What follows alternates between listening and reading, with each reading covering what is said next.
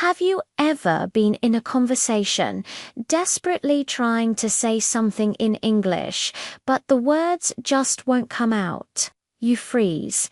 Your mind goes completely blank. I remember that feeling so vividly.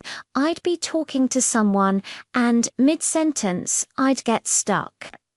I knew the word in my native language, but the English equivalent, gone. It was frustrating and, honestly, a little embarrassing.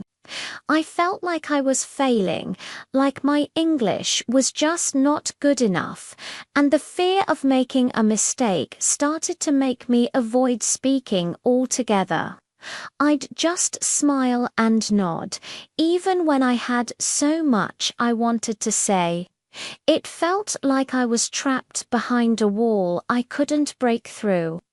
For the longest time, I thought the problem was with my speaking ability. Thought, I need more vocabulary, or my pronunciation is terrible. I spent hours memorizing word lists and practicing tongue twisters, but nothing really changed. I would still freeze. Then one day I had this moment of clarity. I was sitting by myself, replaying an awkward conversation in my head, and it hit me like a lightning bolt. The problem wasn't my mouth, it was my brain. I wasn't speaking English, I was translating. Every single sentence started in my native language first. My brain was doing double the work thinking the thought, translating it, and then trying to speak it. No wonder I was so slow. No wonder I got stuck. This mental translation was the real bottleneck, the invisible barrier that was holding me back. That realization was a game changer. It was the turning point in my entire language learning journey. I understood that if I wanted to speak English fluently and naturally, I couldn't just learn more words. I had to fundamentally change the way my brain processed the language. I decided right then and there that I was going to stop being a translator and start being a thinker in English. My new mission wasn't just about speaking, it was about rewiring my brain. I decided to train my brain to think directly in English. It sounded like a huge, intimidating goal, but I knew it was the only way forward. It was time to tackle the root of the problem, not just the symptoms. So, how did I start? It began with a simple, slightly weird, but incredibly effective habit. Every single morning, I would stand in front of my bathroom mirror for just 5 minutes. I'd look myself in the eye and start talking. At first, it was simple. I'd ask myself basic questions like, "What are you doing today?" And I'd answer out loud, "Today, I am going to work." Then I will go to the gym. I feel a little tired, but I am excited for the day. I described my feelings, my plans, what I was wearing. The mirror was my non-judgmental practice partner. There was no one there to correct me or laugh if I made a mistake. It was a safe space to just speak. This tiny 5-minute habit built my confidence and got my brain warmed up in English mode right from the start of the day. Then, I took this practice outside the bathroom. I made a conscious effort to think in English everywhere I went. This was the core of the training. When I was walking down the street, I wouldn't just walk, I'd narrate my experience in my head.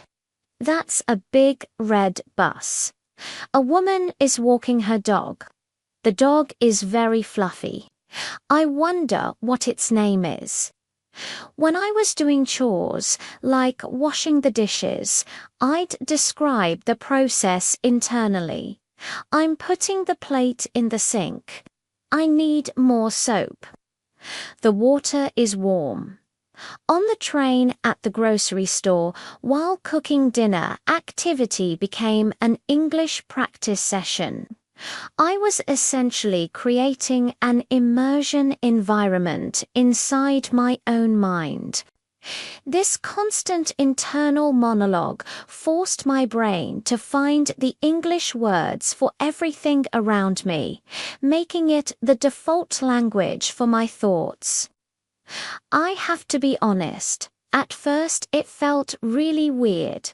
My internal voice in English was slow and clumsy. I'd often have to pause and mentally search for a word. There were moments when I'd catch myself thinking and just laugh because it sounded so unnatural. I made tons of mistakes, even in my own head.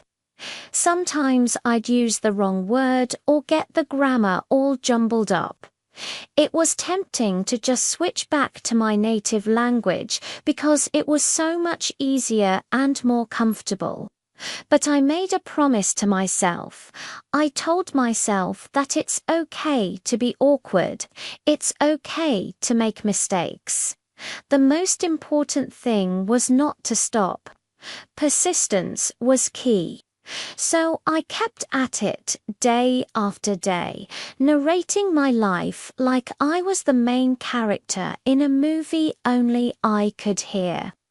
And then, slowly but surely, something amazing started to happen. The internal narration became less of a chore and more of a habit. The pauses got shorter, the sentences became more complex.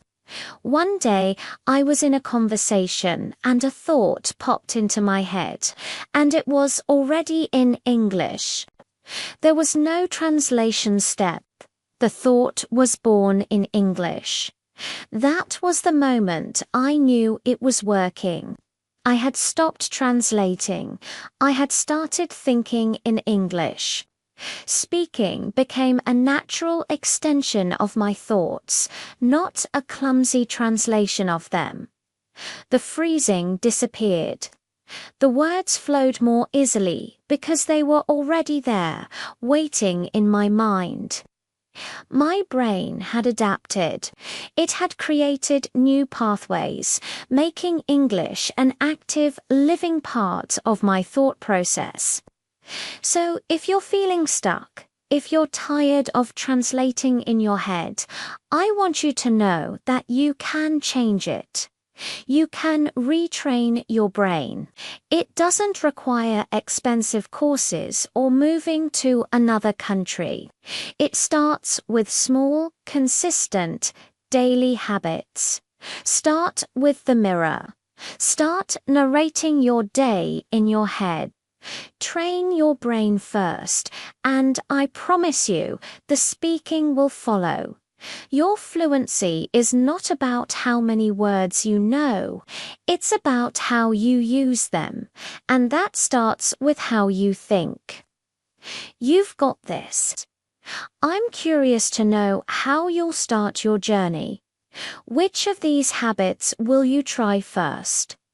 The mirror practice or thinking in English during your day? Let me know in the comments below. I'd love to hear from you and cheer you on. And if you found this helpful, don't forget to like this video and subscribe for more tips on your language learning journey. Thank you so much for watching, and I'll see you in the next one.